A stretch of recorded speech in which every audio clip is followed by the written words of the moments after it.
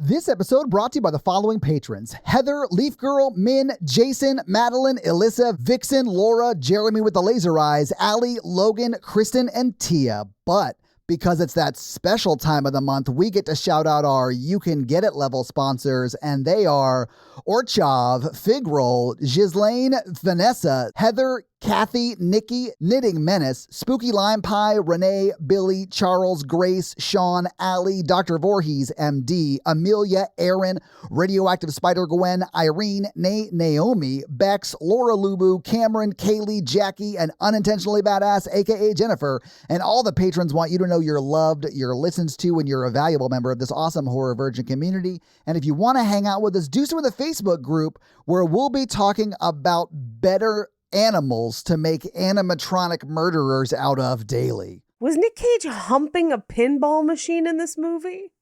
Yes, I think, yeah. I'm just asking.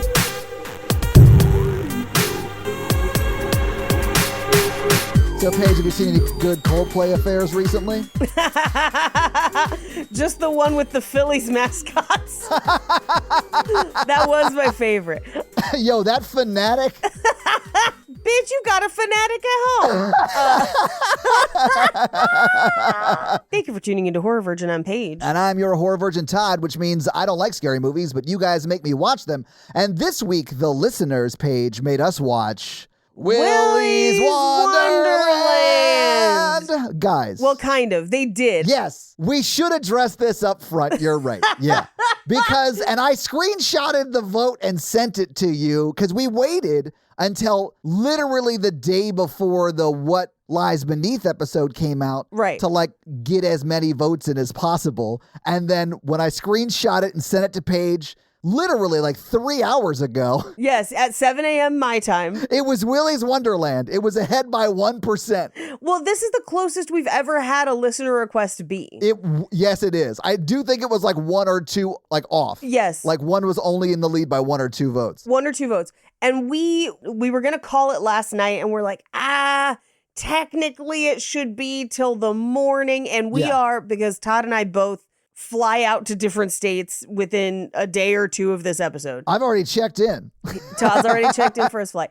So this was the latest we could possibly record this and get all the votes in. Yeah. But then literally you sent me the thing and was like, hey, Willy's Wonderland pulled it out by the morning. And I was like, all right, that's what we watched. While we watched it, Bring Her Back surged ahead. Yeah, Bring Her Back won, apparently. By like 1 vote. Yeah. But here's the thing. Bring Her Back is also $19.99 to stream. Yes. And we'd already watched Willy's Wonderland and literally are finding this out as we are recording this right now. Right. We just noticed that 5 minutes ago, guys. Yes, literally 5 minutes ago. We just know it's going to be an issue. Yeah, the reason we're addressing this is because we pulled up the Patreon and we're like, shit. Yeah. Like literally immediately. That said, I do want to Bring Her Back. Yeah. I am very curious. Can we do it when it's a bit cheaper or on a streaming service that's not $20 to watch it once? And I think that'll only be a few weeks from now. Like it's not going to be a long time. Yeah, I assume so. Yeah, we will do it as soon as it becomes a little bit cheaper, in part because we have had a lot of new releases recently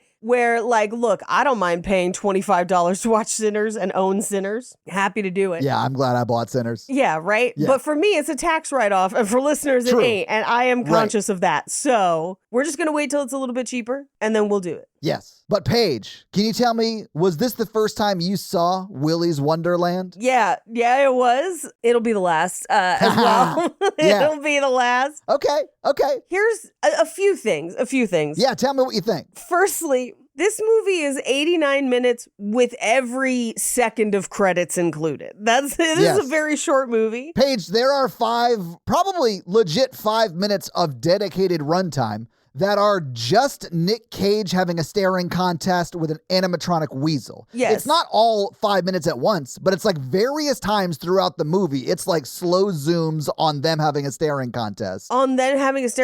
But also about 15 minutes of runtime is just pinball. Yeah, I honestly, no notes on that section. Let's do it. The last one. I'll take the last one. I do love it. I kind of love Nic Cage in this movie.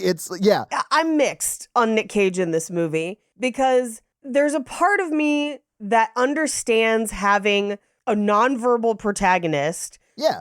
Basically as an analog for, like, if this was Five Nights at Freddy's and we are playing a game. Yeah, Five Nights at Freddy's gonna sue somebody. I mean, like, this real close. Well, we'll get into it. I think this was somebody's pitch for Five Nights at Freddy's that got rejected and then still got made. You mean for the movie version? Yeah. Yeah. Nic Cage, as a nonverbal protagonist, is a perfect analog for someone playing the game, right? I know. That's what I was going to say, too. Yeah, he doesn't have any lines, which you wouldn't in that game either. You wouldn't either. Yeah. Yeah, characters coming up to you and giving you information. In that regard, it kind of works. However, they kind of try to have it both ways where, like, you have other main protagonists that have their own stories that we're caring about where Nicolas Cage would not be. And so it kind of breaks that fourth wall to the point where him not talking then just becomes a story impediment.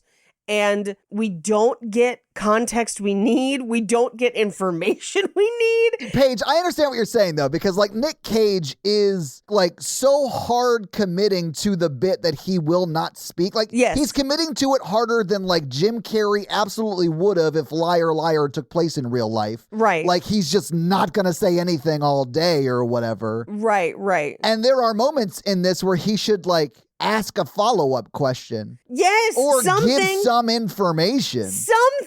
Give some information, Yeah. anything.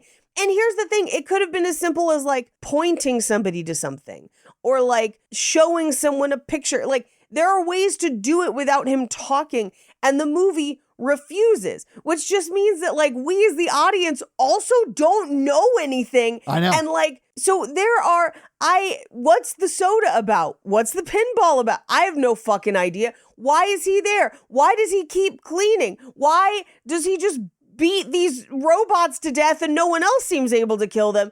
And he just stays the whole night. Let me pause you right there because I have to talk about a few things that you've just said. At what point would you stop cleaning? Oh, immediately. Like the first animatronic came alive. No. Oh, yes, Absolutely definitely when the first animatronic came alive. When he went back to cleaning after he like killed the first one, I was like, Nick, you're good, bro. Like you just got to deal with what's around you, not the scenery. You know what I'm saying? Yeah. But like I would have not started cleaning because Yeah, the guy right. said is if you make it till morning, your car will be out here waiting for you. Great. So he didn't say the whole thing had to be clean. Yeah. I'd just be like, oh, I focused in the back. Bye, as they walk past me. I might do some to stay busy, just to like, I got to be here all night. I might as well do something. Paige, right? I knew Nicolas Cage was a sociopath, like a full-on psychopath when he cleaned for hours listening to nothing, just in dead silence. Like he's not like a man haunted by the failures of his past or whatever. Like that's insane to me. I'd have to be listening to something. Well, and here's the other part. When he kept cleaning, like when he kills that first animatronic and then goes back to cleaning, I was like, he knew about the animatronics. He's here to kill them. He's just biding time. Maybe. But then the movie never fills that in. No, they don't. Never at all. And at first, I thought, well, maybe unlike Five Nights at Freddy's, this is trying to kind of simplify and streamline the story here, which would be so nice considering how fucking bonkers Five Nights at Freddy's was. Yeah. Where like Five Nights at Freddy's had the most lore. I know. That made the least sense. Yeah, well, because we didn't play all the games, I'm sure. I'm sure if you played all the games, they made sense, I guess. Don't you remember after we did it? Oh, that's right. That's right. People came out and they were like, this wasn't even in the games. All I remember is we had Jason Pargin on that episode, and I was so starstruck the whole time. I almost wish we had Jason on this episode, but it would have been the same. I could have reached out. I could have emailed him. I wish I had. It would have been the same because at a certain, like halfway through this movie, I was like, okay, so Five Nights at Freddy's has way too much story that don't make no damn sense. This kind of makes more sense, but there's nothing here. Like there's nothing is happening. Like we're just watching Nic Cage kill robots the same way 5 times in a row.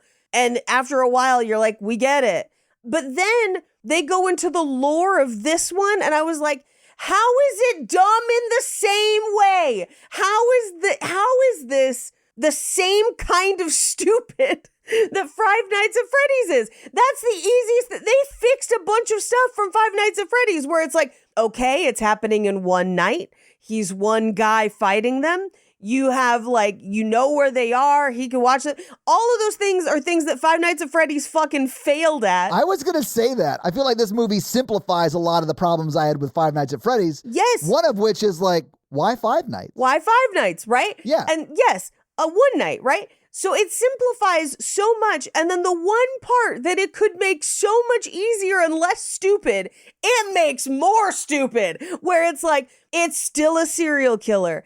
We don't know what year. It's not just a serial killer. It's like a whole serial killer death cult that work at this like children's like Chuck E. Cheese, more or less. It's very Pizzagate. I love it. But also, Yeah. they don't know when it opened. Let me tell you why. They give us 2 different years in this movie. What? At multiple points. Where like the video of like, hey, like when she's telling the lore of like it opened in 1996.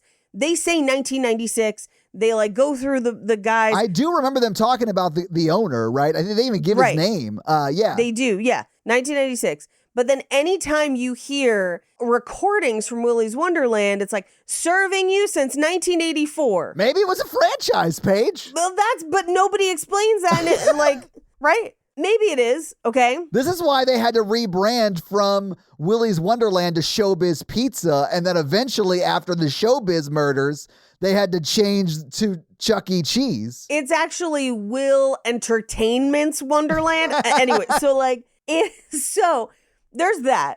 Complicated. I am William Edward Wonderland. Sorry, it's just his name, Will E. Wonderland. But then it's the same kind of stupid as Five Nights at Freddy's, where it's like they died and their spirits are in the animatronics. And like, I fucking can't because the idea of like a Chuck E. Cheese coming to life and becoming murderous is a great premise. Yeah. I'm here for you 100%. Child's Play nailed it, right? Right? Stop making it the fucking spirits embodying fucking have it get struck by lightning and it's evil robots. That's fine. Oh, I mean, that is just Short Circuit, the horror movie, and I'm here Love for it. Yeah. Here for it. Why is it all like these people died and now their spirits are in the animatronics because of and I'm like, fucking can't. The only thing dumber is Five Nights at Freddy's where their bodies are also in there. And I can't. And this movie, and we'll go through it. Scene by scene, baby. We always do. Not only did it definitely need another pass on dialogue, 100%. Paige, one of their characters doesn't speak at all. Not only does one of their characters not speak at all, we don't even get the other characters' names necessarily. Yo, I learned Liv's name like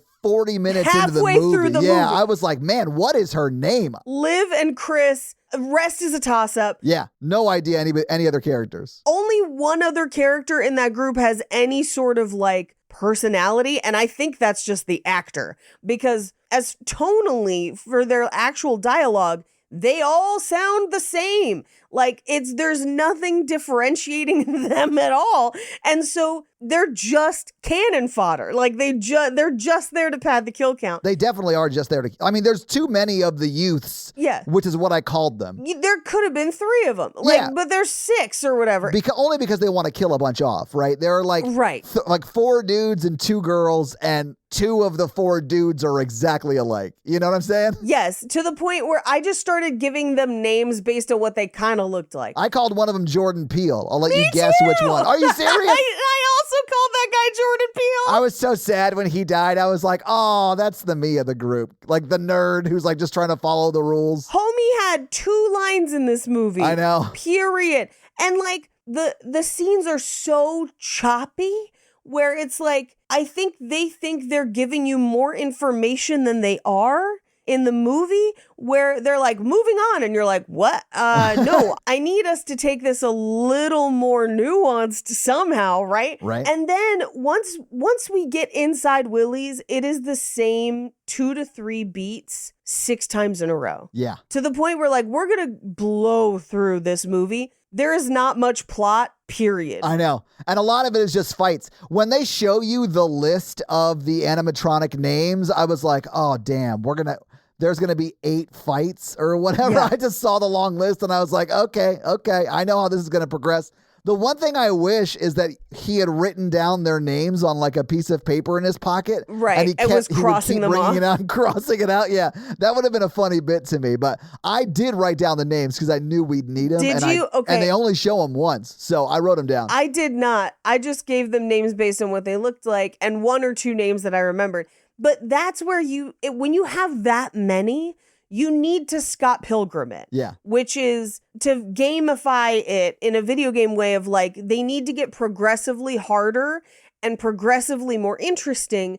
And we need to, with each one, learn or gain information along our journey. Well, and kill them in different ways. Because he kills every one of them the same way, more or less, which is just physical violence. It's just physical violence.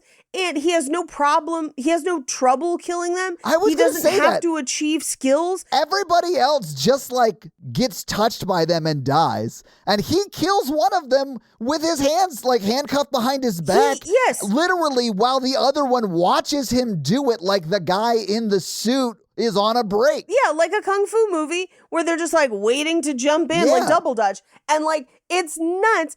And with the exception of the one where his hands are tied behind his back, he kills all of them with his bare hands. Or the Krav Maga sticks that were his mop, I think. That was his mop, and then his bag of sodas. Yeah. The only thing I could think of, because he's got the soda break, and he literally lets multiple teens die while he's playing pinball. Yeah, they're not his responsibility. I don't even know that they're teens. I think they're like early 20s was my guess. The movie is unclear. It is unclear. The only thing I could think of is that he was powering up with the soda and needed to like gain strength or something before he killed people. But like, we never get anything. We never get any of it or anything. And to say the plot of this movie is thin is generous. Is it fun watching Nicolas Cage beat the shit out of shit? It is. The first 2 times, yeah. Yeah, it is. I enjoyed a lot of it. I honestly enjoy Nic Cage in the movie, even though he doesn't really say anything. But he is clinging so hard. Like, I have never seen someone with more hello, fellow kids energy than Nicolas Cage in this movie. And that is including Steve Buscemi in the scene where he did it. Right. Like he is too old to have a brown beard like that. Oh, this should be an ad for Just for Men. It's like, like if they had cut to him in the office coloring his beard in with Sharpie, I would have applauded their bravery. I mean, that's what it looks like he's done, though. Yes, it looks like the Always Sunny episode about the pandemic, where you find out that Frank Reynolds is the reason why everyone's hair dye was running on the side, or Giuliani's hair dye was running on the side of his face. That is very funny. Where it's just like shoe polish. Like, yeah. I did sort of think the metaphor of the movie, like, I think they landed it. I do think it kind of feels like a Gen X fantasy on some level. What metaphor do you think happened in this movie? I mean, Paige, it's so clear. Do I have to explain it? Okay, so like, it is I really do. I'm serious about this, Paige. I can tell you think I'm joking. You do think it's a Gen X fantasy. Okay. I do think it's a Gen X fantasy. It's like a silent dude who gets dropped into a broken system where everyone wants to kill him or everything wants to kill him.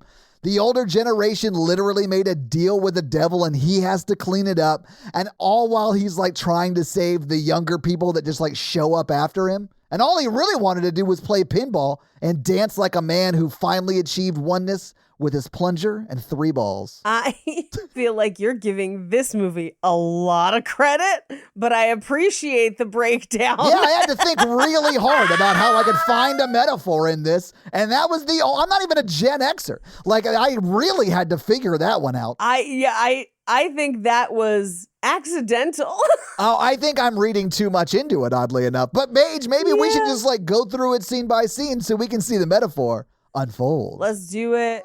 We open on a lady and a dude in Willy Wonderland shirts with already has some blood on them. Yes. We hear the roar of a creature. They run. The man is dragged down the hall. The woman gets into a different room where there's lights flickering and chairs. We see that a kid, I assume her daughter, is hiding in another room. And then it is implied that woman dies as her blood splatters the TV screen. Yeah. We then cut to Nicolas Cage driving a Camaro.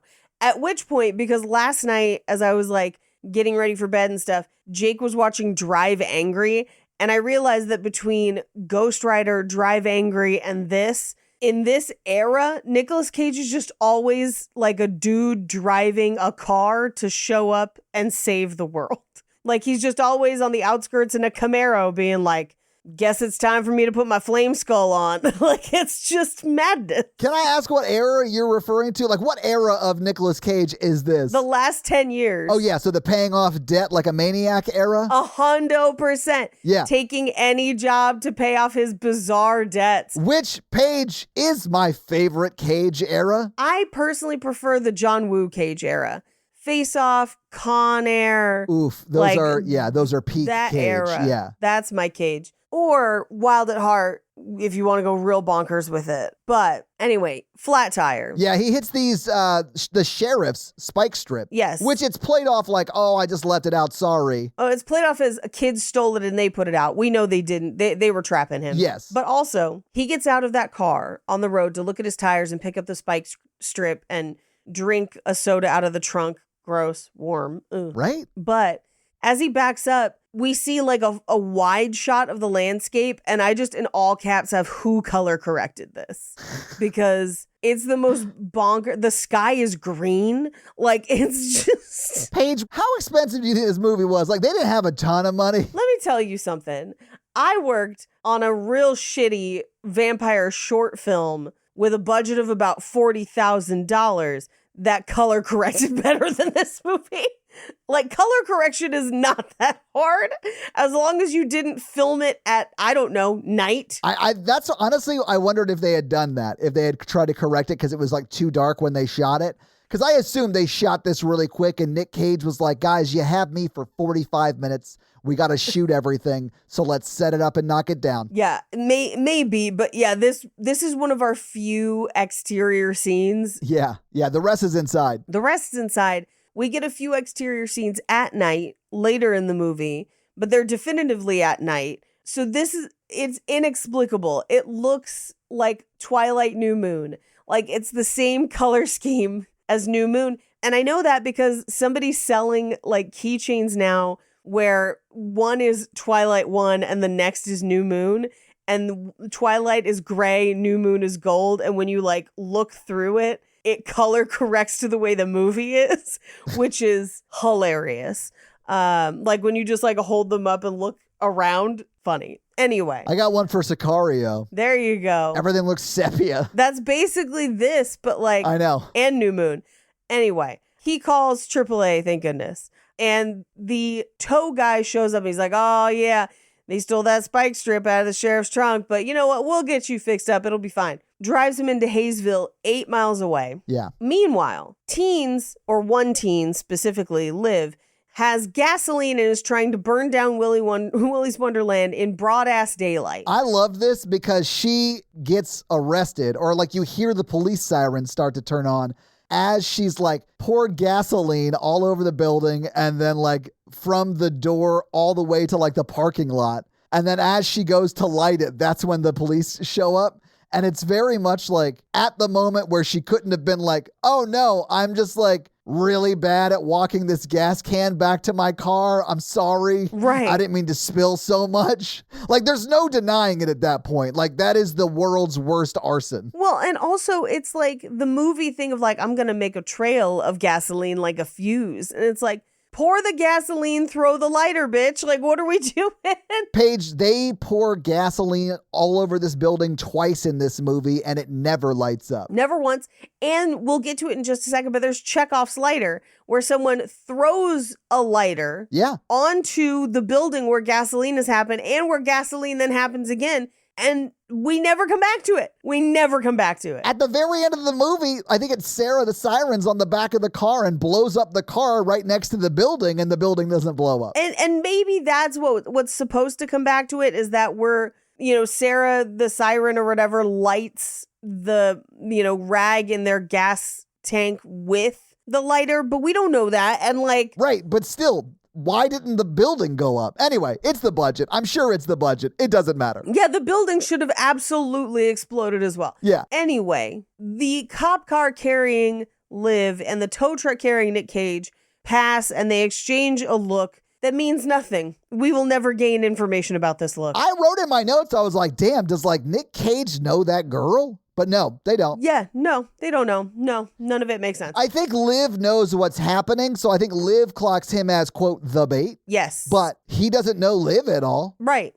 Now, the sheriff, who at first I thought might have been her mom, it's definitely adopted mom, and we will find out how later. Well, it's adopted mom because her parents got murdered by the town in Willy's Wonderland. Yes. Yeah, exactly. Yeah. And the sheriff did sort of adopt her, but I think obviously she knows, so she hates the sheriff. Yeah. And so the sheriff like chains her up to keep her in the house that night as they're going to, I guess, make Nicolas Cage bait. Yeah. Which, okay, Paige, you say she chains her up. She handcuffs her. She chains her up in a double wide trailer. And I was like, man, are rural communities being hit this hard that like they're having to use double wides as like jail cells? That's what I thought originally too, but no, she's just at home. What is this, a school I went to when I was a child? Yeah, right? No, but she's just at home. That was her house? Yes, she's just at the sheriff's house. I don't think sheriffs are allowed to like arrest you, take you to their house and chain you to something. Who is this, Black Snake Moan? Yes. I don't think sheriffs are allowed to feed people to animatronics either. So like, tenuous grasp on the law. I don't know. The Supreme Court's been making some interesting decisions. So I honestly don't want to read through that too much. I really, really enjoyed Sotomayor's dissent on feeding people to animatronics. I think unless you can feed a corporation to an animatronic, you shouldn't be able to do it to a person. Right. Oh, we live in the hellmouth. Yeah. Anyway, there's a bunch of missing posters. And they're like, oh, yeah, that'll be $1,000 cash. None of the ATMs work. There's no internet here. So if you don't have the cash, I guess you could work it off. Because, like, who would carry that much cash? I've never carried that much cash on my person at any given time. $1,000? No. $1,000? That's crazy. Debit cards exist. Apple Pay exists, or Google Pay, or whatever, you know. My dad now I don't think would ever carry that much cash. Oh, back in the day, I could see like businessmen carrying around a bunch of money for stupid reasons, but like my dad used to carry a ton of cash back in the day. And it was like a generational thing that I hardly ever carry cash at all if I can help it. I never carry cash. Yeah. And like, I remember talking to my dad about it one time and him being like, I don't understand why. And I'm like, because if I get mugged, cash just goes away. Like I never get it back, but I could cancel my cards. I could get a new phone. Like all of those, like it's safer in a weird way. And he was like, I never thought of it that way. I was like, sure, you're 6'2". Like, of course you didn't. Yeah. Anyway, I also, ADHD, lose cash very easily. I lose everything very easily also because of the ADHD. Paige, when the mechanic said, are you willing to work it off? I was shocked that the job he was doing to work it off allowed him to keep his pants on. Like I thought it was going to be something else because normally that's a different kind of a job. If this had been a different horror movie, like if we didn't already know that it was basically Five Nights at Freddy's. Right. That man, the tow truck driver, has a Slim Jim as a cigar this entire film. First of all, love his style. Secondly, this is absolutely the case in which he'd be making people jerky. Oh, you mean like Leatherface, Texas Chainsaw Massacre or whatever? Yeah, like Leatherface. I can't remember the name of the one where they were planting people and making the like beef jerky. Motel Hell, Paige. How dare you? That movie was insanity. I loved it. That was crazy. Yeah. But like that's what I'm expecting. Or like TCM2 where they have like a chili cook-off. Like that's kind of what this movie sets up, and then instead it's just animatronics. But anyway, he agrees to work it off, or rather nods, and people take that as agreement. He nods in the affirmative. That's a yes. Sure. And they take him to Willy's Wonderland. They're like, super simple. Spend the night cleaning. I'll cover your car. If you make it out by the morning, your car is free. And at that point, there should be so many questions. There should be like, and this movie, the whole like, oh, there's no internet. That's how they get around people having cell phones. Did you notice that nobody has a cell phone in this movie? Yeah, because a cell phone would destroy this movie. Right. Immediately. Yeah. You would just call the cops immediately. Right. You would, or the next town over, the FBI or something, and be like, hey, I'm being held hostage here. Like, you'd be posting TikToks from inside fighting off animatronic things. 100%. And like, you'd be like, yo, what up, TikTok? I just curb-stomped the Gus the gorilla into a urinal. At me with the crazy things you've curb-stomped into urinals. Get ready with me to fight animatronics. It's just Nic Cage putting on his fake mustache while trying to do like a tutorial video on something. Yeah, like holding his hand up to the camera and being like, I've got this Korean cushion foundation. Let's see if it's the right shape. Or just doing a TikTok dance. With a pinball machine. Yeah. Just a pinball wizard. Sure plays a mean pinball. They could only afford one 70s song, and they chose Freebird, not Pinball Wizard. Bad choice. In a movie that, like, for no reason features pinball? For no reason features pinball. And here's the thing. That's one thing that I appreciated at Five Nights at Freddy's was the use of Talking in Your Sleep by the Romantics, which is a fucking banger of a song. But, I mean, this... At various points in this movie, I was like, I kind of wish this had Five Nights at Freddy's budget. And then they got into the lore. I was like, no, I don't. Same shit.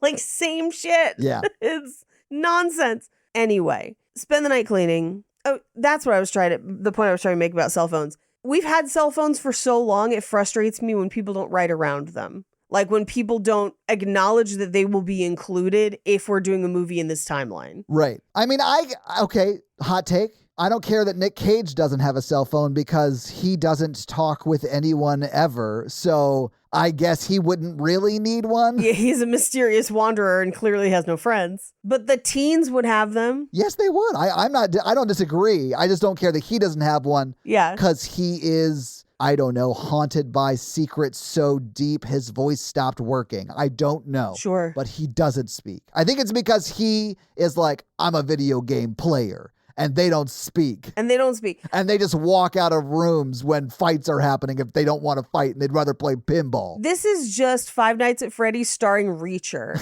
Except it's not Reacher, because then I'd have something better to look at. But like... With Reacher, it's like, I carry my toothbrush, I don't have a cell phone, like all those things. Fine, I'll accept that it's Reacher, but like, at least Reacher speaks, or everyone else has a cell phone. And so like, something that, or say it's 2001 or something like that. Like, yeah. Give me some sort of an out. Like, this was a note I got on the pilot that I just turned in where they were like, I actually really appreciate that you accounted for cell phones and actively used them in the plot because that's what people would do. And I was like, it's stupid not to do that. It's crazy to think that people wouldn't just use a cell phone. Anyway, nobody has cell phones. So he's like, yeah, sure, I'll stay in your clearly haunted business overnight for this weird gambit. Like, I would definitely assume I was going to be a sacrifice to some sort of cult. I wouldn't assume animatronics, but I would be like, all right, cool. I got to dial the Krav Maga up to 11 and beat up a bunch of cult members or whatever and then make it out in the morning. Right. Or that I was on some sort of secret game show like that poor guy who got locked in that apartment in Japan for like 2 years. Yeah. Like that. Yeah. Some reality show where the next morning, if I'm there alive, they show up with a giant check. Something.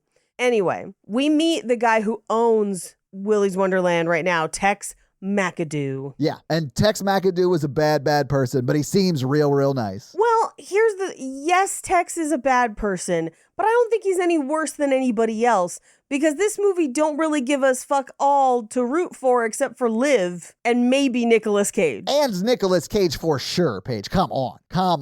McAdoo and the sheriff are the people who are like the stand-ins for the town folk who made the bargain with the Willy in the Wonderland or whatever. Right. So like they're bad people because they're the ones feeding people, if that makes sense. Right. They're Seymour. I mean, yeah, if you're going to go that route, yeah. Yeah, as in Seymour drifters killed by these animatronics. Well, no, feed me Seymour. Feed me Seymour. Anyway, dude keeps smoking a Slim Jim again, likes the style. Throws Chekhov's lighter. We never come back to it. And then they decide to leave because he's like, I don't want to hear a grown man scream. Yeah. Meanwhile, a group of teens whose names we will not really get. I have them as like Jordan Peele, Jennifer Tilly, the cool one, and the one that looks like Trevor from Red Web if you were a Rooster Teeth fan. This dude's like a dead ringer for Trevor. I know that's a very niche reference for a lot of people, but dude looks like Trevor and it was driving me nuts. Anyway, they all roll up. Yeah. And they're like, instantly get her unlocked. They're like, we got to go burn down Willy's Wonderland. We know why Liv wants to, or at least one can infer at this point why Liv wants to. The rest of the teens, I guess they just believe Liv? No, I think they just want to go burn down the place because they were like, woo, let's go burn this sucker down. Like it was just going to be a party at the burning of the house or the burning of the building. Yeah, but some of them are like, it's evil. I know what I saw. And I was like, so have they been in there? Like what? But we don't get any clear thing other than we want to burn shit down based on what Liv has said. Right. Like what Liv says she saw. I don't know. Anyway, they leave. She flips off the trailers. They go. Yeah. We cut to Willy's Wonderland, where Nic Cage sets a timer on his watch. He puts all his soda in the fridge and he starts cleaning. We see the shadows of the creatures move. And he's doing he cleans this entire place. By the Tex Macadont or whatever, when he gets there in the morning, knows something's wrong because it's clean. It's clean. And like, honestly, cleaning videos go hard on TikTok. Like, I don't know if you've ever gotten into the like weirdly satisfying cleaning video side of TikTok. No. Woo! I don't even go on TikTok. I don't have time for any of that. Give me a power washer. Like, oh my God. I'd rather formulate my own opinions. Woo! Here's the thing. I don't watch any opinion shit on TikTok. I'm mostly just watching people power wash rugs and assemble outfits. And that's it. But like the power washing rugs. Oh, so your opinion is those rugs should be clean, Paige? Yeah. Controversial. They're a blight on our society. They're taking all our jobs. But it's literally like these rugs that you're like, how do rugs even get this dirty? I don't even know. And then they like power wash it and they've got googly eyes on the washers and they're like, and then at the end, it's like the cleanest rug you've ever seen. And you're like, I feel slightly better after that. Or I follow crime scene cleanup TikToks. No, ma'am. No, thank you. Yeah, they handle crime scenes and hoarders and any number of things. And they'll give you like a trigger warning for certain stuff. But one time they were like, this is the worst hoard we've ever had to clean up. And it was one room and it was like floor to ceiling, like cans and trash. Ew. And you watch them like clean it up until the room is like empty. And you're like, oh my God, that room was so big. But then one time they caught like 18 rats. All I'm saying is if he had a cell phone, he'd be so famous just from this one night.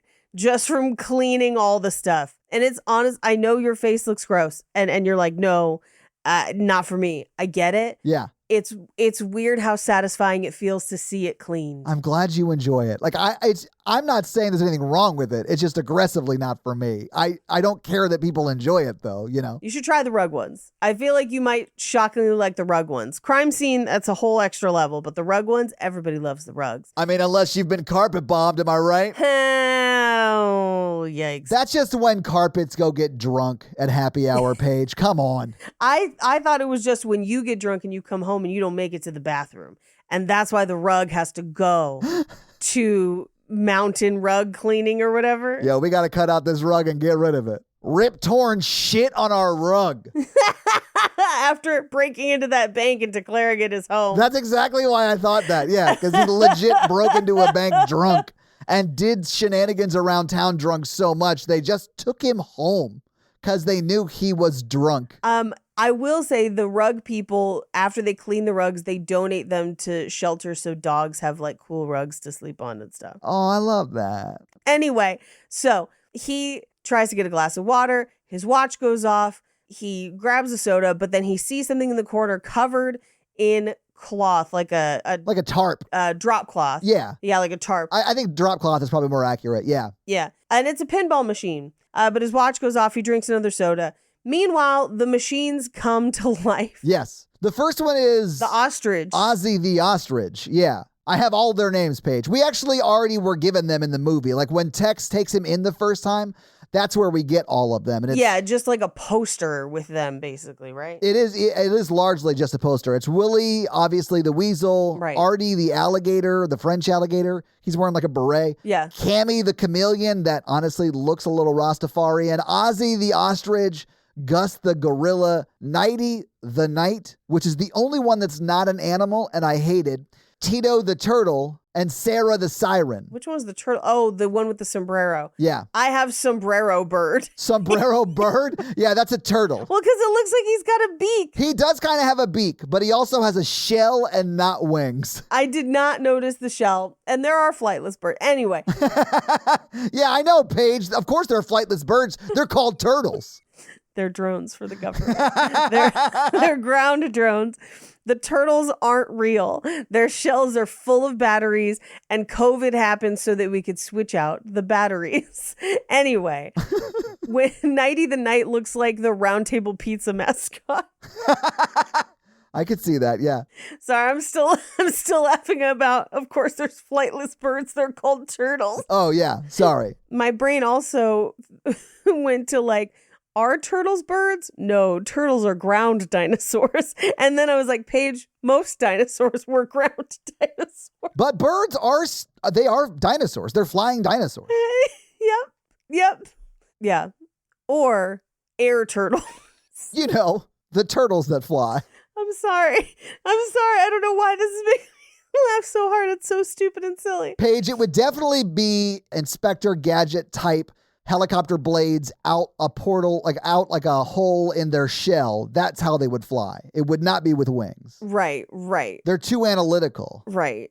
Anyway, he fights that giant ostrich and literally just like murder death kills it with his hands like it's nothing, and then rips out its spine, which I did love and laugh at. The idea that like, because it was so humanizing for an animatronic for him to just rip the spine out, hilarious. But then like the fourth time it happens, you're like, I get it. This first time I was like, damn, he beat that thing up so much. It probably wishes its metal body and programming allowed for the sweet release of like a death. Yeah. Because now it's just like living in excruciating pain.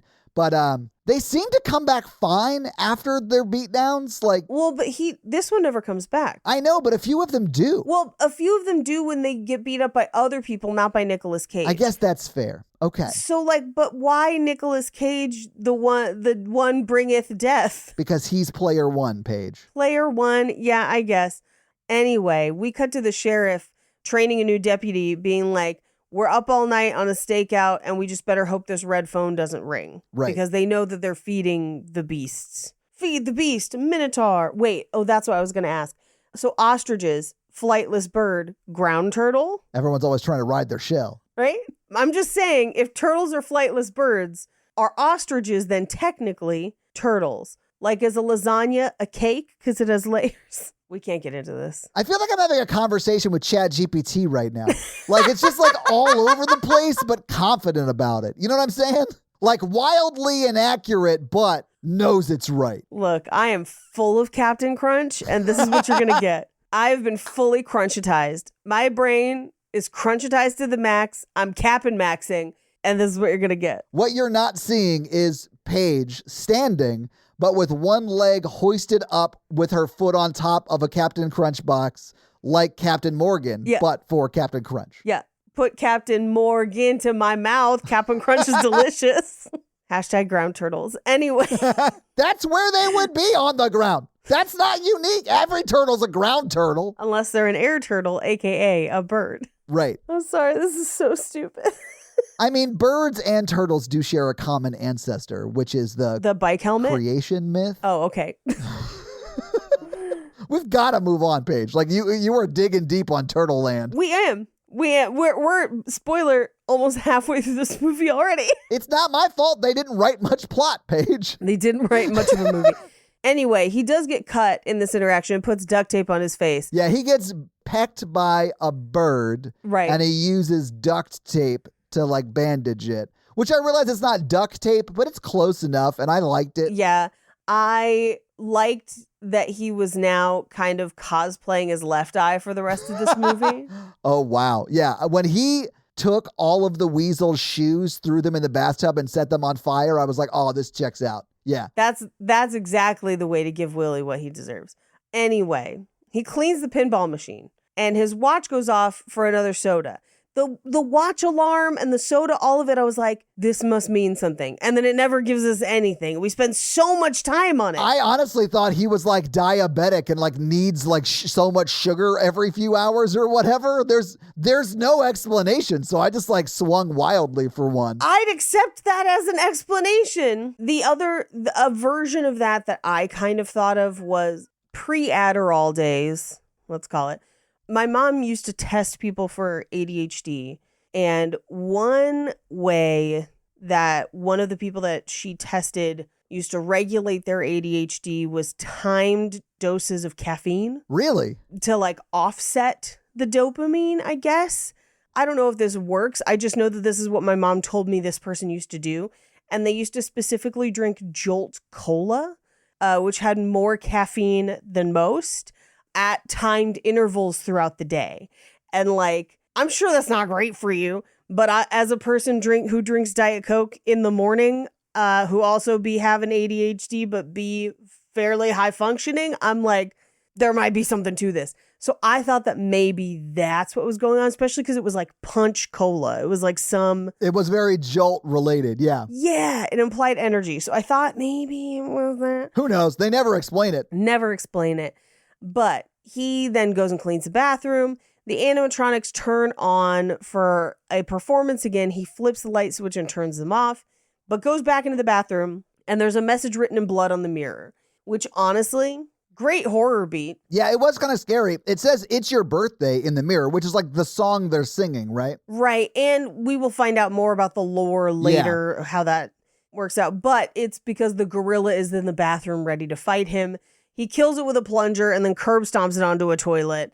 And again, at this point, it's very Jason Statham in Crank, like not really talking to anybody, just murdering people. I'm kind of here for it, right?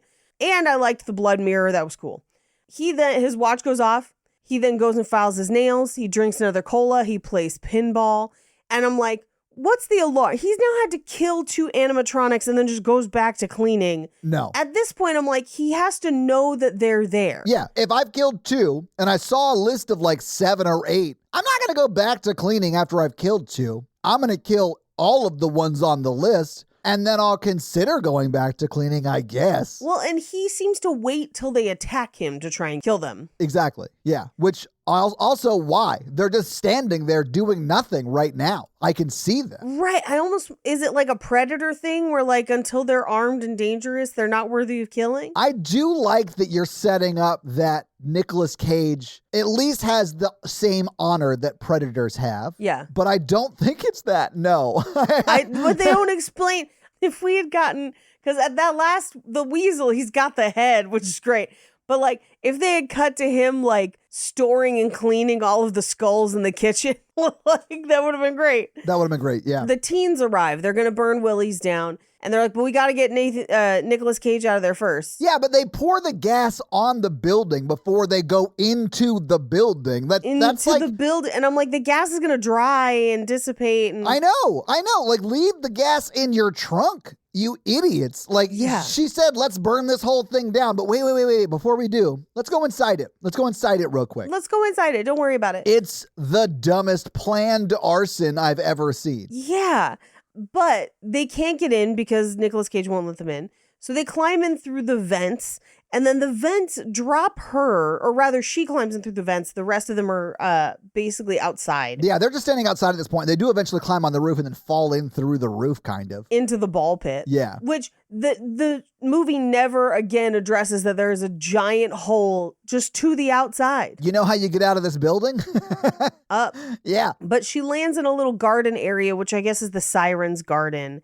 And she like has smoke vents. She tries to attack her, but she does manage to at some point like incapacitate her somehow before Nicolas Cage walks in to try and help her. Right. But at that point she's like, hey, I got her for a second, but we gotta go. And Nicolas Cage just leaves. He just walks away. Meanwhile, the rest of them, in trying to get to her, go up on the roof and then fall through the roof. into the ball pit. Yeah. And at this point, again, there's a giant hole in the roof that no one will address. And secondly, this is where Liv's like, great, everyone's here. Time for 20 minutes of exposition. I did kind of like that we're now finally getting some like what's going on right now, you know? Right. But this is the place where it's like this opened in 1996. And then again, maybe it is a franchise, who knows? But it was started by a guy named Jerry, and he was like a sadistic serial killer, and he hired other people like him. So I assumed it was just like a cult full of serial killers. And they would take people into the super happy fun room, and that's where they would like kill just whole families. Whole families. Yeah. Which the true crime nerd in me must address at this point. Like, oh yeah, you would do that once. Yeah. That's the only time you'd be able to do that, because it would be on national news. Yes, because do you know how long it would take for someone to notice an entire family was gone? Max 3 days. Max. Somebody's going to notice, you know, like, yeah. And these are people on the grid because they're at like basically a Chuck E. Cheese. This isn't like Lori Vallow and her husband that are like disconnected from most, you know, general society. No, they have to be at work on Monday. Like, they're going to get noticed. Yeah, Yes. those kids got to be at school on Monday. Like, yes.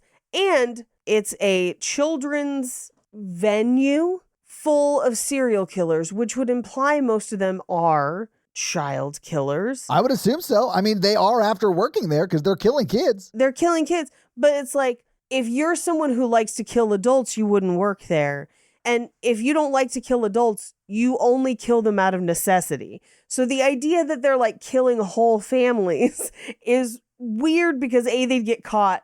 B, because those are two very different pathologies.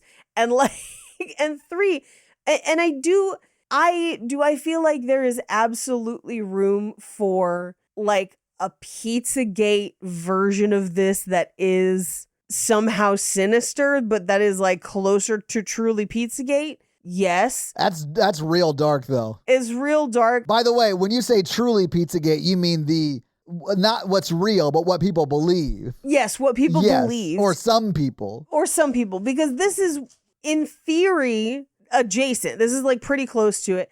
For Cult Podcast, there is a movie, The Pizzagate Massacre, that we watched, that it's a fictional movie, but it essentially is like, what if the guy behind the counter had a gun? Like, what if it went as badly as it could have gone? And also, it's all still fake. Like, yeah. And it kind of serves as an indictment for like the Alex Joneses of the world, right, who are fully willing to like propagate those kinds of conspiracy theories and not take on any of the responsibility when they are wrong and people make drastic decisions because of them. Anyway, yeah, good movie. Check it out. But this movie, so that's first weird, where it's like, okay, it's a bunch of serial killers who work at a pizza place, killing families. It goes unnoticed. But eventually somebody decides to investigate. But by the time they get there, which would have been 48 hours after the first killing. Yes. But I mean, but by the time they get there, they're like, they've done some satanic ritualistic sacrifice. Yes. And you see one of them, probably Jerry, the guy who started this franchise maybe, or place. He is like in the middle of the pentagram, but they've all drank the Kool-Aid page. Right. Or if you want to be historically accurate, Flavor Aid. Flavor Aid. Or any number of, a bunch of different people have done this a bunch of different ways. But I feel like they have a missed opportunity in the satanic panic of it all, where it's like they're using satanic panic as part of the story. They definitely They're are. using kind of a Pizzagate adjacent mythology. And I'm like, you could lean heavy into that weirdness. And it's kind of an afterthought, because then it's like, and then, okay, the satanic thing, but then their spirits are in the animatronics, and you're just like, oh God, like, now this is exhausting. Like, now it's Five Nights at Freddy's. Now it's Five Nights at Freddy's. Like literally that, yeah. And the only difference is that their bodies are not in the animatronics. Right. It's just their spirit, which honestly, better. Right. But then they don't bulldoze it. And they're like, because Willy got to them. And I was like, what? Yeah, that whole Willy got to them thing was as bad as Palpatine's back. Palpatine's back. Like, what? You have to explain that. You can't just be like, the town met with Willy, an animatronic sentient being, and had a peace treaty with him? Right, where they're like, the 4 laws of animatronic state that you must feed us humans, but we will not harm any humans with a command given by humans. Like, it's... Why did Asimov write we will feed robots humans as long as they follow these rules? God, Asimov, you ass. Fuck. But as that's happening, the cool one and Jennifer Tilly... Not Jennifer Tilly, but that's just who this character is basically meant to be. That is her stereotype in this movie, yeah. That is her stereotype in this movie. They go to the super happy fun time room. Yeah, the murder place. The murder place. They know that that's where murders happen, and she's like, I'm super turned on right now. Yeah, that's how she got super turned on. She knows that's where the murder happened. And if you think that that's crazy, I know people are like that. There are people out there who this would really turn them on. Look, I have met some of them. It's alarming. But yes, here's what I wanted, though. That would have been interesting. Because they just introduced the idea that Willy can get to people and that, like, convince people to help. What I would have loved is that they're banging it out in this room and she kills him for Willy. Oh, terrifying. I hate that. You hate that? Well, no. That would be terrifying. That would be very scary. Yeah. Because then, and she's like, I did it, Willy. Like, I did it for you. Like, something crazy, right? But then they kill her because they never, just like, what's his face in 30 Days of Night, where he's like, I brought you here. And they're like, your food. That kind of thing. Yeah. Where Willy just doesn't give a fuck.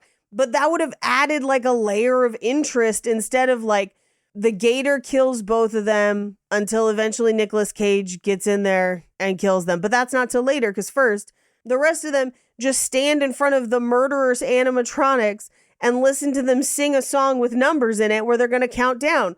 The fuck you think is going to happen? It wasn't even that they were singing like a song that I assume Brian McKnight wrote for them, but it's that there were like 5 of them on stage, and then it's just Willy singing, and the other 4 are gone. Yeah. And like, have these people not seen Jurassic Park? You never take your eyes off the raptors that are leaving stage.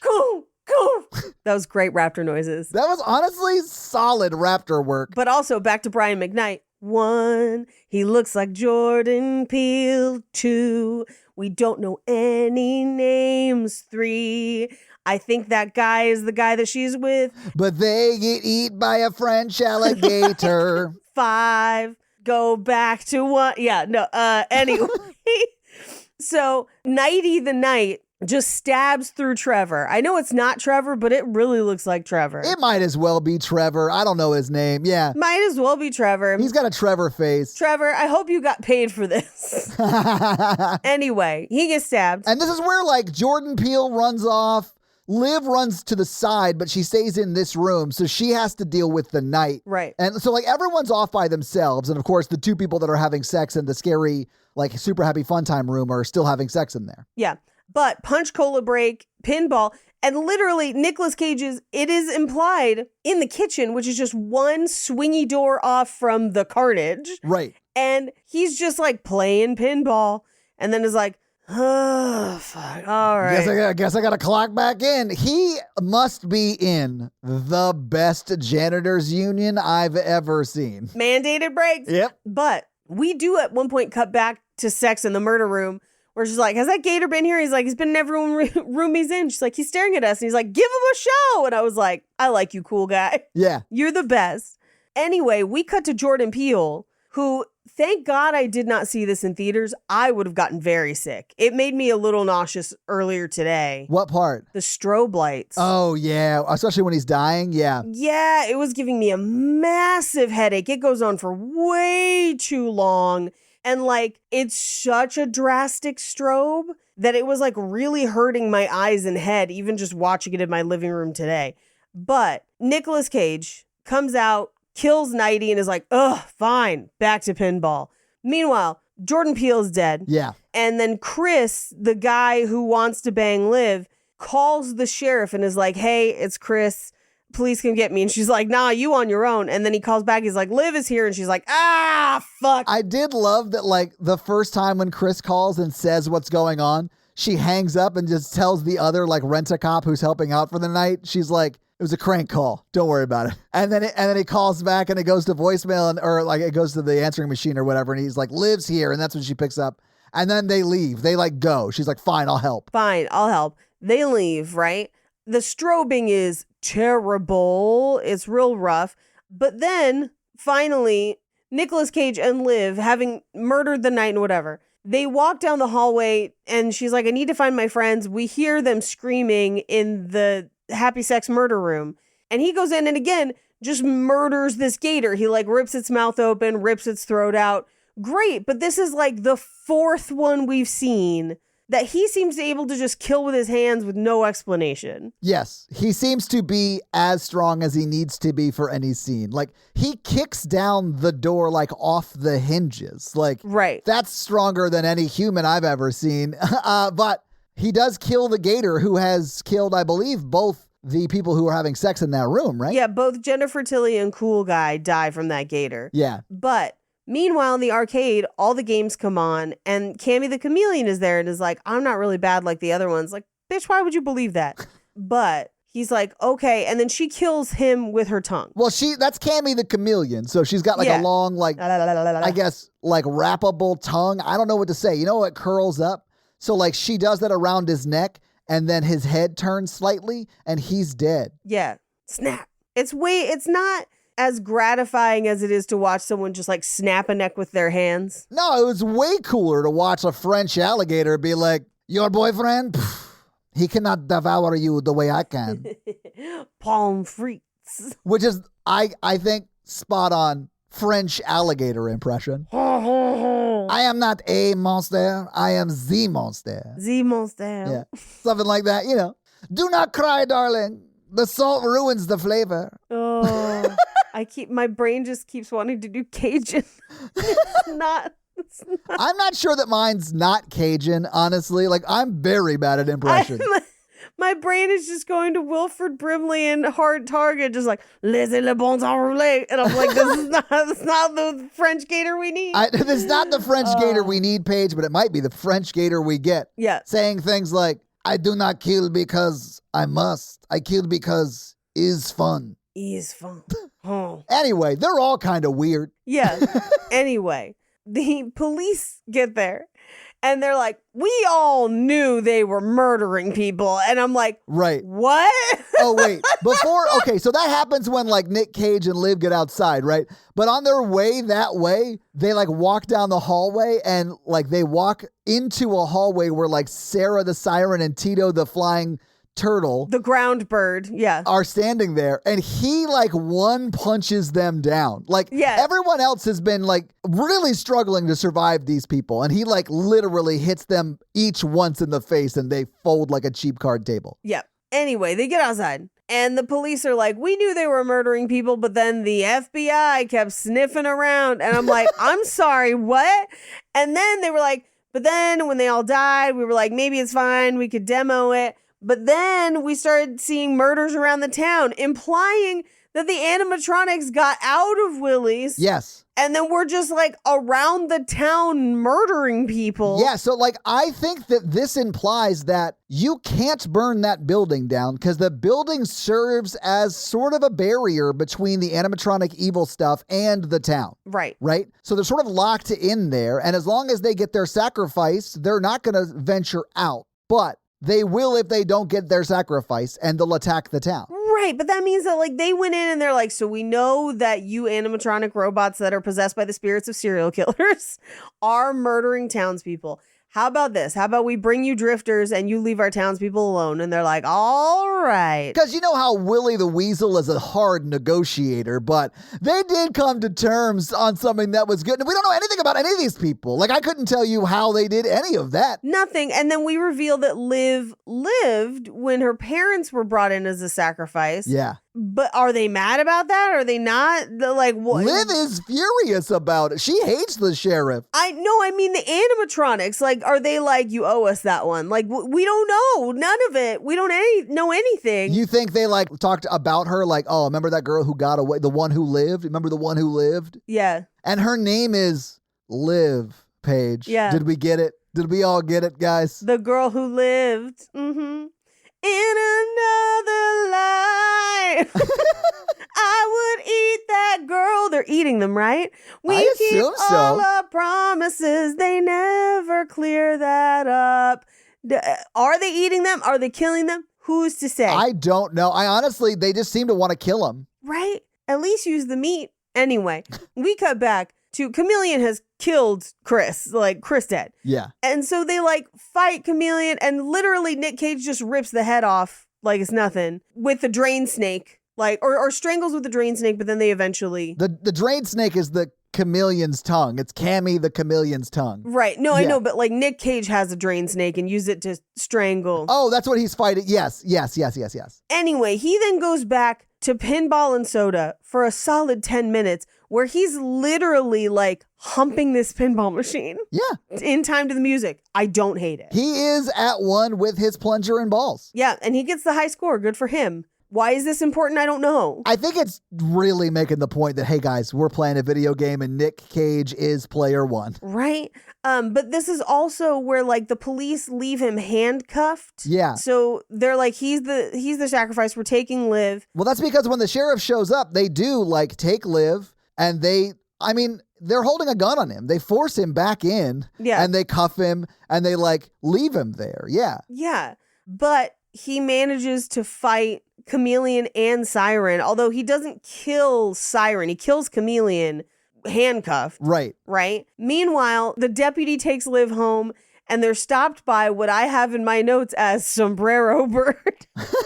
His face looks like a parrot. It does. Which I know it also, now that you say turtle, I see it, but like Sombrero Bird. I was like, is this like a dig at Disney? But I guess turtle, no, but I don't know. Yeah. I don't know. But Nic Cage uses his thighs to rip somebody's head off. It's really Xenia Onatopp vibes from Nic Cage in this moment. Yep. But then he just goes back to cleaning. Yeah, he's got a job to do, man. Cleaning and drinking soda and just staring down that weasel. And then this is the point where he's humping the pinball machine where he's doing like the most.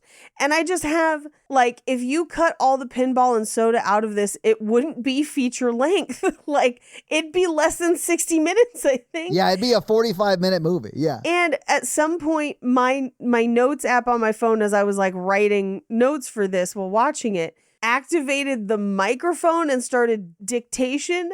So the next section of my notes just say, baby, kitty, baby, hi, baby, kitty, kitty, baby. Because it was just me talking to my cat. Anyway, he's doing the pinball. And I was like, I mean, this is fun, but like, why? Yeah, I was like, who is he? Roger Sharp? Am I right? Right?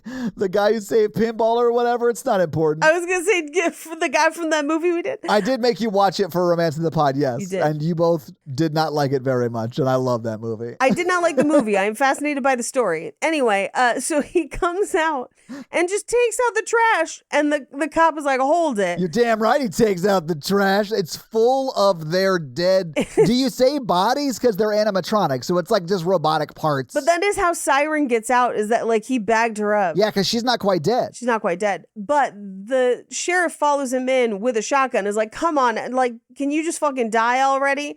But literally the weasel immediately slices her in half. The weasel just shows up. Yes. Like his mom owns the Comedy Store and kills the sheriff by slapping her in half. Like open hand slaps her in half. I was blown away. Squirrely. But yeah, just open hand slaps her in half. Did anybody else get my Pauly Shore joke? Or is I it just did. Paige? It's just me. But then we fight with Nic Cage, who I guess can't be slapped in half. No. I don't know, but he accidentally triggers the birthday cannons. They fight in the ball pit. At this point, we hear the like serving you since 1984. And I was like, I thought it was 96. Anyway, he packs his sodas, he tapes the broomstick together, and he's now got a bag of full cans of soda. It's like a sack, like a potato sack clenched in his fist. With like a 6-pack in it, basically. Yes. Yeah, it's a bunch. It's like, it would be like a woman who knows she's going to get in a fight putting a brick in her purse. It's like that kind of energy, you know? Yes. And he then tapes his, I've been calling him his Krav Maga sticks, but it's like his mop. Yeah. Like it's the two sides of his mop that he then like uses and then eventually eventually like breaks apart and has both of them during the fight. But it is just like a fight between Nicolas Cage, who is silent, and a guy in a suit that's supposed to look like Willy Wonderland, and it's kind of great. Well, and he beats him to death and then holds up his severed head, and that's pretty awesome. Yeah. Where you're like, all right, but it is also the 6th one we've seen. Yeah. Or 7th, something like that. No, 6th, because Siren's still alive, right? Right. Anyway, we cut to outside where the tow truck guy brings the Camaro back with new tires and he's doing donuts. And for a hot second, I was like, why did he bring it back? They knew Nicolas Cage is dead. I know. I thought the same thing too. I was like, man, I really like that they're men of their word. I mean, they are terrible people doing terrible things, which is why you would expect them to not go through the trouble of fixing the car. Right. But it seems like they do it because then one of them gets to keep the car. It's like they carpool there or whatever, and then one of them gets to keep the car, guys. Why does this Camaro smell like Slim Jims? That means it's mine. Like that guy. But it's for Tex, and Tex is like, thanks, man. But Siren is in the dumpster, and he's like, we got to go in. And he's like, I'm not going in there. And he's like, they walk in, and Nicolas Cage is like alive and is like, give me my keys. Yeah, he doesn't say that. All we're hearing in this moment is Freebird. Yes. Because he's like putting his sunglasses on and leather jacket on or whatever. And he's just like, I've had enough of your authority, Mom. I'm 58. And then he like walks out and walks past them, takes his keys, get in the car, and like, he doesn't drive away yet because Liv gets in. And I was like, no, don't do this. Yeah, no. You don't know anything about this man who has said nothing the entire movie. Well, and I'm like, she's like a teen. And I know that we were like, are they teens or are they early 20s? And I was like, the fact that her mom seems able to contain her in her home suggests teen. She never drives anywhere. Well, her mom is a cop, and her mom used handcuffs to contain her in the home. Like, that seems unfair. Like, I don't think I'd be able to get out if I was handcuffed to something. Yeah, but it's also implied that she still lives there. And so, like, she seemed like a teen. I'm not saying she's not a teen. I just think you're saying lived there when you should be saying a prisoner of the sheriff who had their parents killed. Yeah. So, like, it's not a good situation. No. But she literally just gets in the backseat and they drive off. Meanwhile, the cops... It's not the cops. It's Tex Macadont and the tow truck driver. Yeah, they get in the car and have a 30-second conversation while Sarah the siren is like creeping up on them. Right. And basically makes a Molotov trunk tail of their car and like stuffs a rag soaked in gasoline in the exhaust pipe, lights it. The car explodes. It doesn't explode Willy somehow. We cut to Nicolas Cage and Liv driving, and he gives her some of his soda. And as they drive out of town, they run over Sombrero Bird.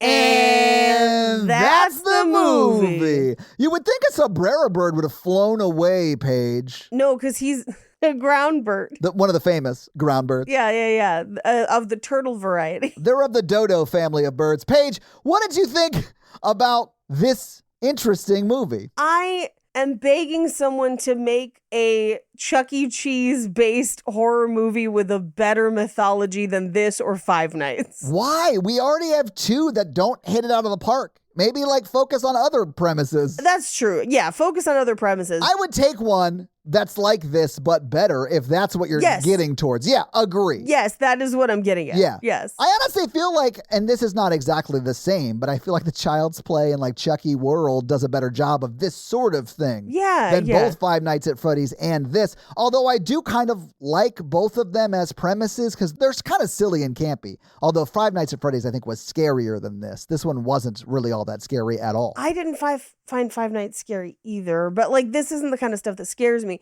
And for a while I was like edging it towards this because I was like, this is more simplified. And Five Nights was the weird like brother but dream, but then the kids and then their bodies are in the thing, but also their spirits. And it was just too fucking much and none of it made any fucking sense. It's too much lore, right? Too much lore. This one doesn't have enough lore. So like if they had split the difference, it might have been better. Well, this one doesn't have enough lore for the stuff we're seeing on the screen. Right. But for the things that we're not seeing, they have equally as much bonkers lore that doesn't make any sense. That is true. So I'm like, just give me some emotionally grounded lore for the people we're supposed to be rooting for, please. And then maybe try to make the lore of the animatronics not insane. And like, I'd be in, I guess, but Yeah. But Paige, do you have any fun facts for us? I have some. Well, hit us with your fun facts. Your Wonderland, few fun facts. Nicolas Cage improvised the pinball dance. Thank you. I very much believe that. And I say that having said I liked it. I do like it. He looks like he's just having the most fun. He's having a good time. He's in a flow state. That's what he's in. There you go. There you go. He's just living it. He also produced the movie and was very protective of the script. Maybe too protective. Yeah, maybe. Yep. The fictional energy drink. So it's an energy drink, not a soda. Wish we would have found that on the movie. But it's called Punch. And apparently on one of the cans, you can see, quote, a fistful of caffeine for your kisser on the can. Okay, good. So maybe he's like powering up. Maybe I wasn't wrong about that. This screenplay was high on the blood list, which is kind of like the blacklist for unproduced genre scripts. What? Is that real? That's an amazing name for that list. It is real. It's not quite as prestigious as the blacklist. It's not as well known, but in part because it's only genre based and not everything. Yeah. Because horror films can be on the blacklist, from what I understand. Yeah, well, yeah, absolutely. Yeah. The only thing that's not really on the blacklist is TV, which I think they're kind of moving to change some of that or provide other opportunities for that. Well, as it's grown, they have more staff and they can just do more, honestly. So that wouldn't surprise me. Yeah. Liv's line, he's not trapped in here with them, they're trapped in here with him, is a reference to Rorschach, obviously. Of course, yes. According to the director, the movie is, quote, Pale Rider versus Killer Clowns from Outer Space. Yes, that is an accurate description. I don't know that that's good, but it is an accurate description. Right. Yep. I mean, it's, no lies detected, but was it worth it? Yeah. So Siren Sarah is the only animatronic to be voiced by her suit performer. The other animatronics are performed and voiced by different people. Damn. Except Nighty Night and Artie Alligator have no voice actors. Now, here's the thing. This was a thing that people thought Five Nights did very well, where they were able to kind of do the animatronics and it wasn't suit people. It was a lot of like CG, but it looked really good with a combination of puppets. I don't hate the suits in this one. Me either. I think they shot them pretty well. Yeah, I think they look fine. I think they look fine. The crocodile was inspired by the look of Soviet cartoon Gina the Crocodile from 1969, if she looked familiar to you. She didn't. She just looked like a French crocodile to me that I then wrote a bunch of stupid bits about. Yep, there you go. Despite similarities, this is not a Five Nights at Freddy's adaptation. Could have fooled us. Wow. Because it is literally basically the same movie. It does really feel like someone wrote a Five Nights at Freddy's script that got passed on and they got theirs produced before Five Nights at Freddy's came out. Yeah. Because this did come out, and we'll go into this when we go to box office. This came out 2 years before Five Nights at Freddy's did. Yeah. Now, according to the props department, the character of Kathy, who we've been calling Jennifer Tilly this whole time, chewed over 81 pieces of pink chewing gum throughout the course of filming, which is wild. I think she must have been doing it off screen because she's only in 3 scenes of this movie. I was going to say, she's like, we could have shot her out in 4 days at most. At most. And that's just like a lot of gum for it not to even really be a thing in the movie. Right?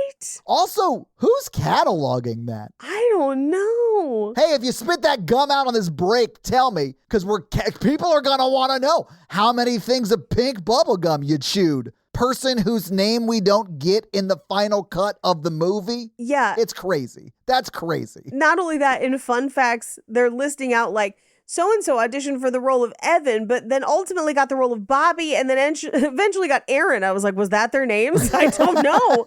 Are those people in this movie? Are they in the room with us? Like, what? Okay, I'll end on this one because it gives us some information. Okay. Despite the fact that Nicolas Cage's character name is never revealed, around 3 minutes, a military ID can be seen hanging from the interior rearview mirror of the car, suggesting a military past. The plates are a reference to Cage's character, U.S. Army Ranger Cameron Poe, from Con Air. Yeah. So I'm going to choose to believe Paige, that this is what happens to his character after Con Air. And those are your fun facts. Paige, first off, thank you for those fun facts. Secondly, that does check out because if you remember from Con Air, the judge sends him to jail because his hands are registered weapons. Yes, because his hands alone are registered weapons. And we see them use that to great effect in this movie. So yeah, 100%. Absolutely. But Paige, again, thank you for those fun facts. Let's talk a little bit about box office. What do you think the production budget was for this movie when it came out in 2021? I actually don't think this was very high budget, given some of the shooting and camera stuff that we see. There's a lot in this that looks like tricks to kind of cut some corners. I'm going to say max this cost $18 million. Ooh, yeah. Max, it cost $5 million. So yeah. Okay, it looks great for $5 million then. I think they did a good job for $5 million too. It's largely a single location movie, so they are able to like really spend a little bit of money in that one location, and they do, and it looks good. But it is like a really dialed in setting for the whole movie, if that makes sense, which is smart if you don't have that much money. Right. And I do want to point out, when you have a $5 million budget and you're spending whatever you got to spend to get Freebird in your movie, like Pinball Wizard's probably cheaper and would have made more sense. That's all I'm like. It probably cost them $100,000 at least to get Freebird in the movie. Yeah, probably. Nuts. So, Paige, the movie came out my birthday, February 12th. But not this year, obviously, 2021. It was not ranked the weekend it came out. It was beat by the number 1 movie, The Croods, A New Age. Number 2, Judas and the Black Messiah. Fucking great movie. Lakeith Stanfield, right? Yeah. The dude's amazing. Number 3 was The Little Things. Number 4 was Wonder Woman 1984. And number 5 was The Marksman. And then there were a bunch of other movies, and then Willy's Wonderland that, again, was not ranked this weekend. But again, it was also only in 123 theaters. This is like mid-COVID. Even The Croods, that was number 1 this weekend, was only in 1,890 theaters, which is about half of a nationwide release.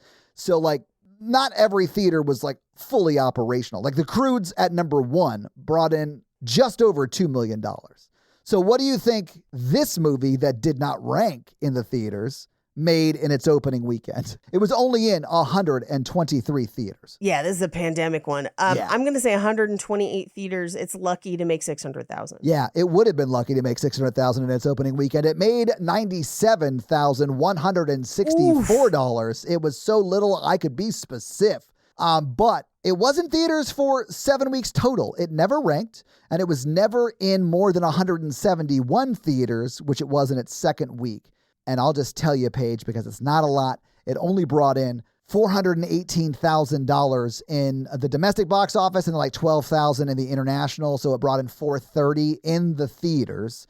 It did bring in almost $3 million in domestic DVD and Blu-ray sales.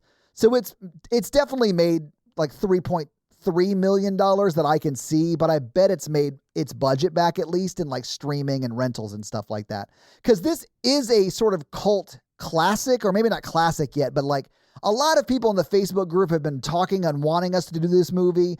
It is definitely one of the ones that like the horror community has been aware of for a while now. Yeah. I mean, it's been on the list for listener request 5 times, and this is the first time it won, which honestly, like I feel is representative of how good the movie is. Like, it's a good movie for a $5 million budget with Nicolas Cage. Like, if you like horror movies and like the premise that we saw in Five Nights at Freddy's, you'll like it, you know? Yeah. It's not a bad version of that. It's just a way cheaper version of that. And I know we talked about this when we talked about Five Nights at Freddy's, but I do want to just say the production budget for that movie was $20 million.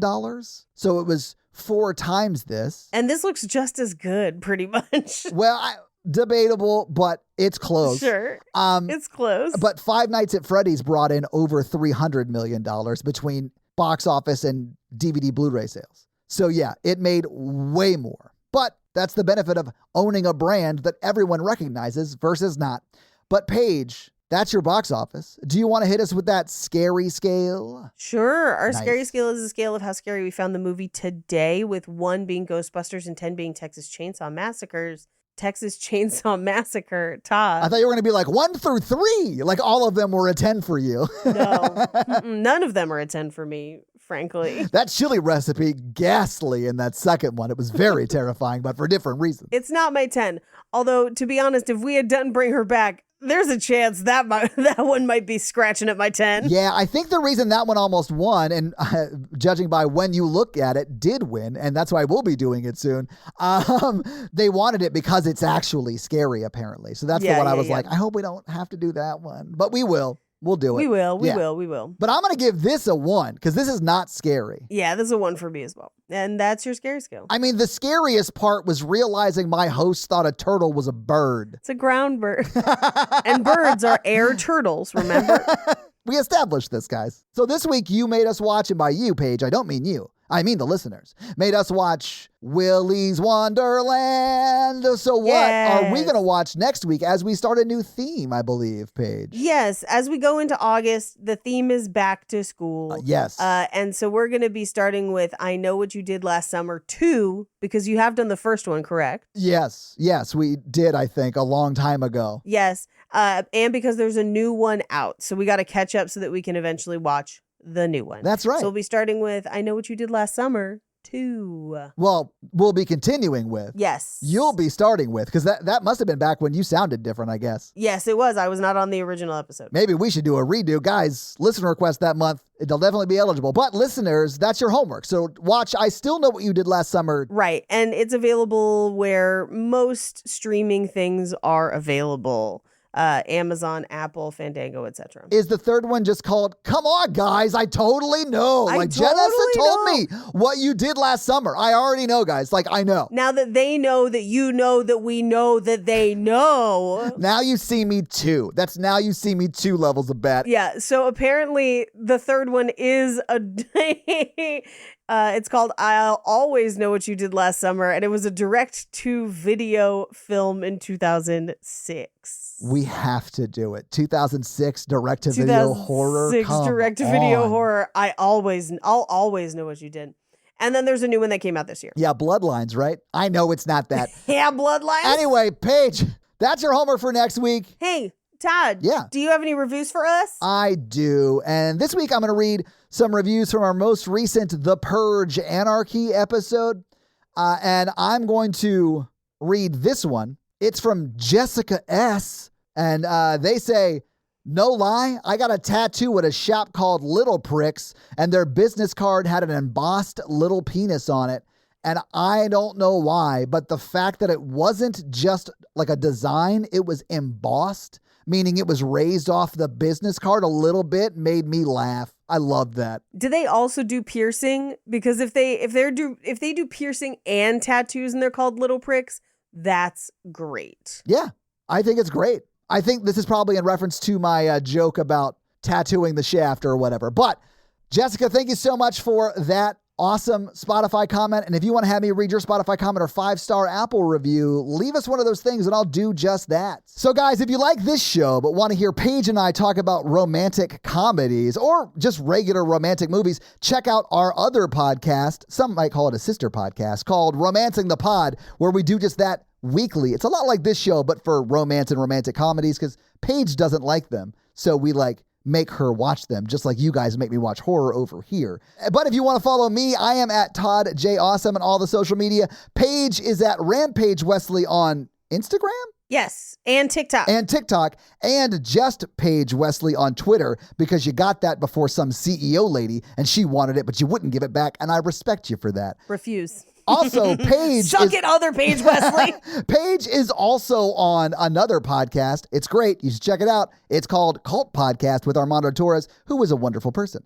And if you want to support this show, go to Patreon at patreon.com/horrorvirgin, where there are a lot of great levels and a lot of great things. We do the Patreon shout outs at the beginning of every episode. We do listener requests, stuff like that, bonus episodes. So you'll be getting all of that content, plus episodes a day early with no ads, and who doesn't love that? So sign up for the Patreon and get a lot of great stuff. And that's going to be it for us, you guys. I'm Paige. And I'm your horror virgin, Todd, guys. Keep it ooky spooky. Yeah. Have an amazing week, guys. Bye. I don't know what a Molotov trunk tail is, but I'm sure it contains Bailey's nerds.